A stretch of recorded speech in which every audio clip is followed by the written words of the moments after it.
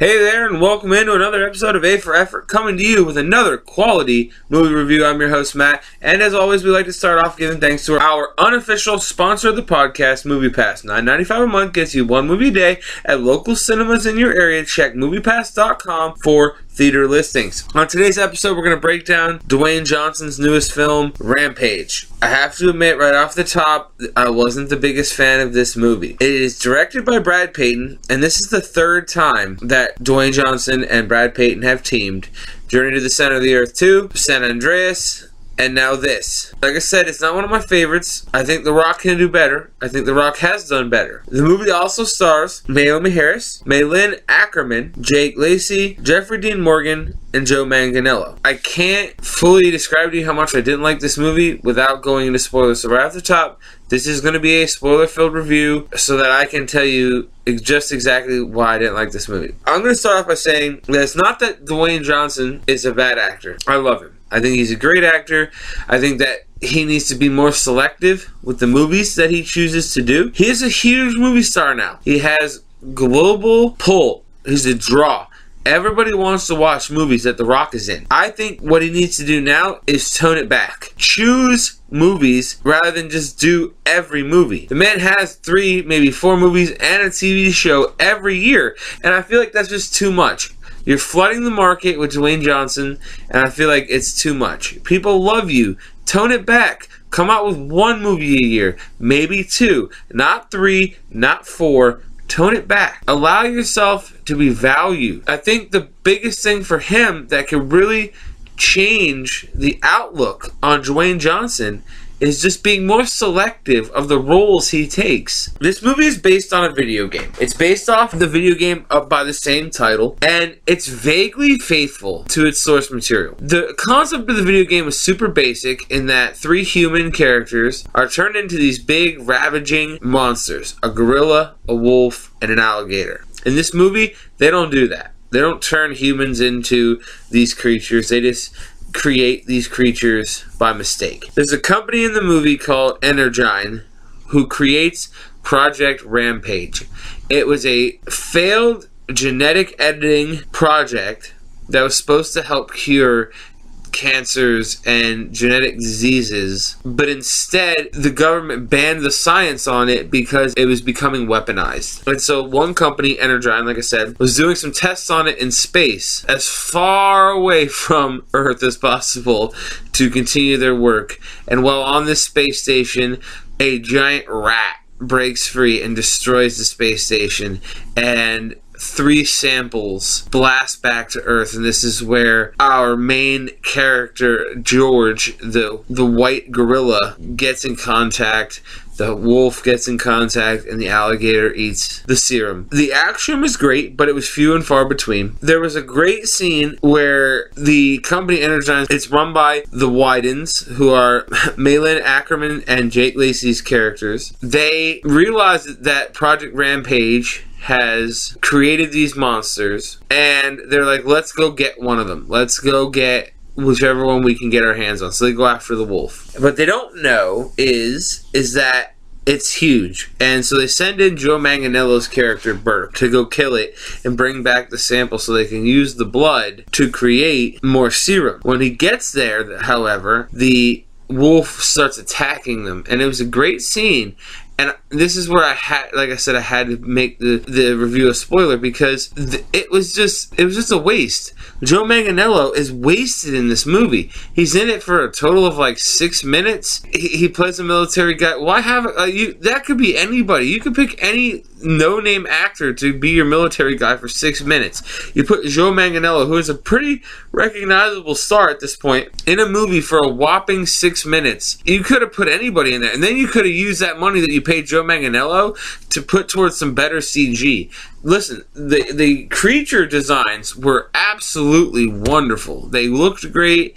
All 3 of them, even the destruction of the cities, looked great. But there were a few times throughout this movie where Dwayne Johnson isn't doing his own stunts, and they have to CG his face onto another actor's body for the stunts, and it looks awful. You can just tell. It just was disgusting. I hated it. And I don't like using that word. I just didn't enjoy the CG of Dwayne Johnson. So like I said, they wasted Joe Manganiello. The CG on Dwayne Johnson was bad. Then comes Jeffrey Dean Morgan. I like him as an actor. He's a brilliant actor. He was in Watchmen. He was in Batman vs. Superman. He was in The Losers, which I really enjoyed. Losers is a very underrated movie with him and Chris Evans. But this man literally played Negan from The Walking Dead. Honest to goodness, I bet he was in the middle of filming Walking Dead. He came to set and he has his gruffy goatee going on, like beard going on.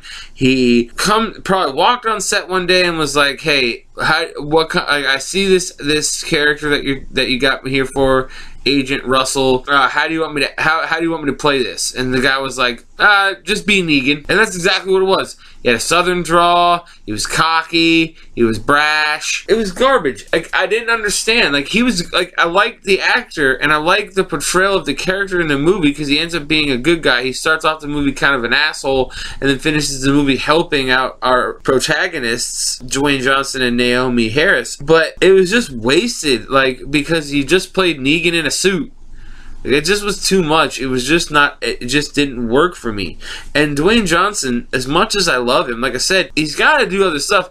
I happened to turn on the TV today, and the first thing that came on was the game plan. And I looked at him and I was like, wow, look how small he is. Look how, like, he just looks like a normal guy, right? Now he's just this hulking monster of a man who really doesn't, like, suit some of these roles they have him in. And another thing I noticed was they have to keep adding in these extra characteristics to his character arcs. Like, in this movie, he's a primatologist who studies apes, but he's also ex-Special Forces and an ex-United Nations anti-poaching. Like, all these things. And it's like, and I feel like the Special Forces stuff has to be added into his character because he's a hulking behemoth. Like, how does a primatologist get this big, right? How does he get this swole? Like I said, I love him. I think he's hilarious. I think that 70% of the time, the man is an absolute delight to watch. He makes some very good movies. It's just hard when he's trying to play a smart character in this movie, and it's not that he's not smart or can't play the smart character. It's just, you see this hulking behemoth who's almost as big as the gorilla when the gorilla first shows up in the movie, and you're like, Jesus, dude, like, how does one man get this big? I know he works out every day, but he's just too big, you know? I watched the show Ballers that he's in, and I love the show. I think he's great in the show, but he hulks out of the suits he's in that movie. It's just too much. Tone it down a bit. Come back to earth with the rest of us, Dwayne. That's all I could hope for. And then, like I said, I enjoyed the CG characters, the ape, the crocodile, the alligator, and the wolf. And, so it's kind of like one of those superhero arcs that everyone laughs about that but it was in reverse. They start off as a team and then they punch for a bit. And because all three creatures sort of team up to take out the satellite that Energon has set up to kind of call them to Chicago, and they basically destroy. And that's the part of the movie that really matches the video game, is that they're called to this place and they just level Chicago trying to get to this tower. And that's the thing that's closest to the video games, because that's all the video game was leveling a city. So like I said, I enjoyed the CG characters. They were good. But there was one part in particular that I didn't understand nor enjoy. The gorilla, yes, was aggressive just like the rest of them. But as he was aggressive, he was just smashing everything in sight. Cars, tanks, buildings, everything was being smashed with his fists.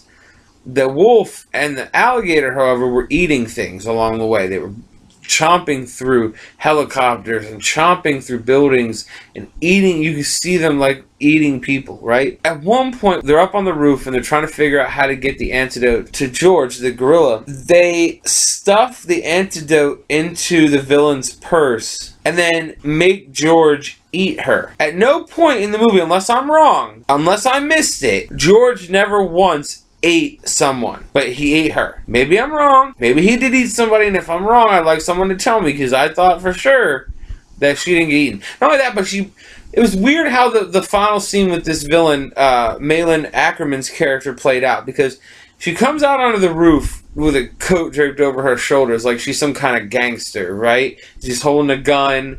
And then the next scene, the coat's gone, and she's got a purse draped over her shoulder.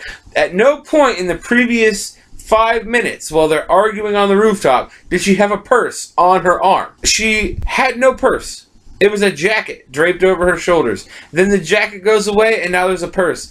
Horrible editing techniques. It was terrible. I just didn't get it. If there would have been no human characters in this movie, I would have liked it better. I would have rather just had the 3 creatures just mowing down Chicago, and then the ape turns back to like a regular gorilla and realizes, oh shit, the other 2 creatures are destroying the city. Let me take them out.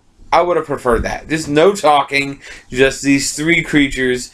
You can have, like, Dwayne Johnson's character in the movie, I guess. I mean, and then he tries to help out the gorilla taking out the alligator. Like, there was a part in there at the end, spoilers, that he literally tries to help kill the alligator. The alligator kills the wolf, bites his head off. Pretty cool scene. But then The Rock tries to help George, the gorilla, kill the alligator. What are you gonna do? What are you gonna do? For real, you're a 2 foot tall man compared to these guys. The alligator has looks like he's a combination of a dinosaur, like 4 different dinosaurs all mixed into one. He's got a club tail. He's got the little like fan things coming off his neck, kind of like that one dinosaur from Jurassic Park, the original, that sprays the ooze from its mouth. And then, wait for it. Now, this is just me. I really like the show Swamp People. I used to watch it religiously.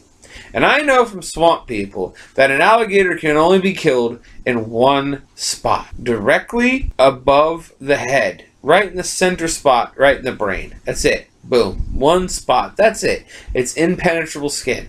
Okay? And granted, now, maybe, just maybe, how George kills the alligator is possible. But from what I know, it shouldn't have been. I'm no alligator expert, but I just think that was like, okay, maybe I'm wrong. The Rock, Dwayne Johnson was in on the end. It was a pretty interesting fight scene between the gorilla, him, and the alligator, but that's all the good stuff I have to say about it. It was a cool ending. George has some pretty funny moments at the end, but other than that, the movie gets an A-. In fact, it gets an A-. First time ever for that, to be honest. It gets 2 minuses. It's not worth your time. Don't go see it in the theaters. Wait for this one to come to the red box. It's not that good. If you're a big fan of Dwayne Johnson, then go support him. But I can do without this one. I want him to be more selective. Do more like Jumanji. Do less like this. There's no point to this movie. It was okay. It wasn't great. Like I said, A-. Not worth it at all. I'm kind of disappointed. Again, I see them all because I want to do all these reviews, and I want, my movie pass to be worth it in the end. And so I don't regret going. I just regret that this movie was bad. And yes, it's the #1 movie in the world right now because Dwayne Johnson's in it. That's what sells, is Dwayne Johnson. But it's not one of his better ones, that's for sure. So with that, that's going to end our review of Rampage. We will come back with another quality movie review. As always, we are slowly counting down to the release of Avengers Infinity War. I am undeniably excited for this movie. I plan to see it multiple times, multiple viewings, and give you as many great reviews of that movie as possible. I'm so excited to see it, and we are counting down the days until it's released. So with that, I've been your host, Matt, and as always, come back to us, like us, share us, comment, subscribe, let me know how I'm doing, if we can do anything better to improve this show. This has been A for Effort Movie Reviews.